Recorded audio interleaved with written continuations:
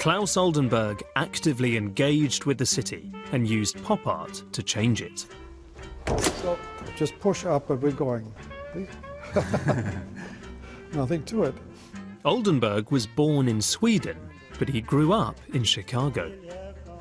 At 86, he's the oldest surviving member of the canonical New York pop artists.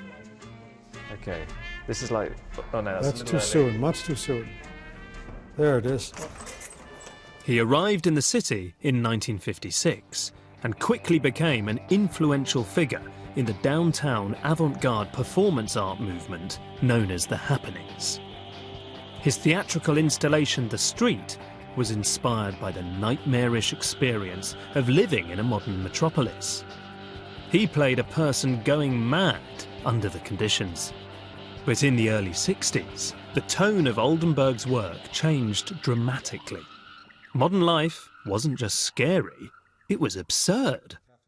What's that, steak, or is it? I think it's a slice of ham. That's mashed potatoes. So was there meant to be quite a comical aspect to this, when people... Well, don't you think that hamburgers are comical? I mean, I didn't do that. The guy who invented hamburgers probably did that. And to put the two of them together, I thought it's pretty comical, too. Oldenburg began creating enormous, floppy versions of everyday objects. His cartoonish, soft sculptures are stripped of their function and surprisingly human. Do you remember what you found at the time so exciting about these big, striking forms? I don't know. I was just, maybe I'm a child, you know. I want to create beauty, I want to create form, you know, under circumstances that are very difficult. And, so is that, pop art was then a challenge for the artist? I think it's a challenge, yeah. I always wanted to change things and make it into my own. In 1963, exhausted by the chaos of New York, Oldenburg headed west to Los Angeles. His trip would prove transformative. He began experimenting by taking his sculptures outdoors. And here's the ice cream cone. It's on top of a Volkswagen.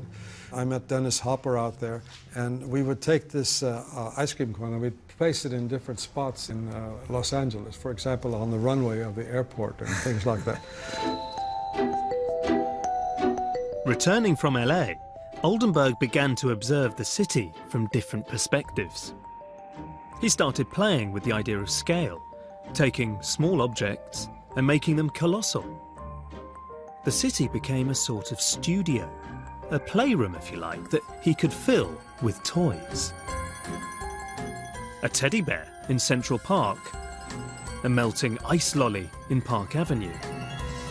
Initially, these ideas were just fantasy, completely unfeasible.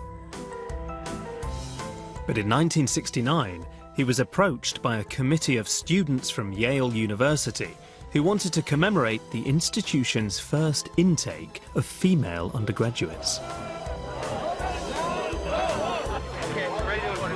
Alluding to feminism as well as the Vietnam War, Oldenburg designed a moving lecture podium, a towering lipstick aboard a military tank. If someone wanted to give a lecture or a speech, they would step up here, and there would be a device here that you would pull and push and pull and push, and you would gradually pump up this central part.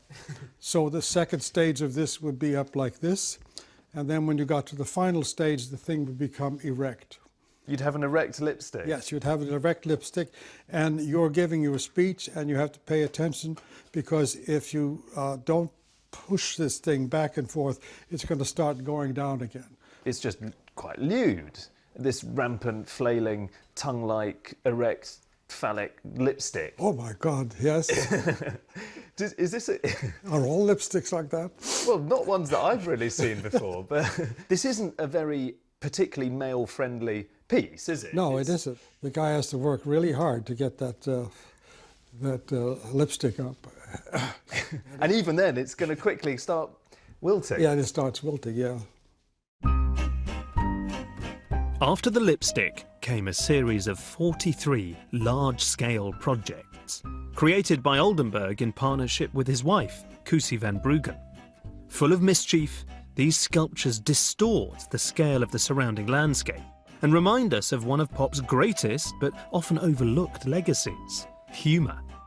A far cry from some earlier po-faced modern art, these utopian projects are witty, joyous, fun, springing up in cities all over the world, from Paris to Philadelphia, Tokyo to Barcelona. And of course, the city that proved so inspirational in the first place, Los Angeles.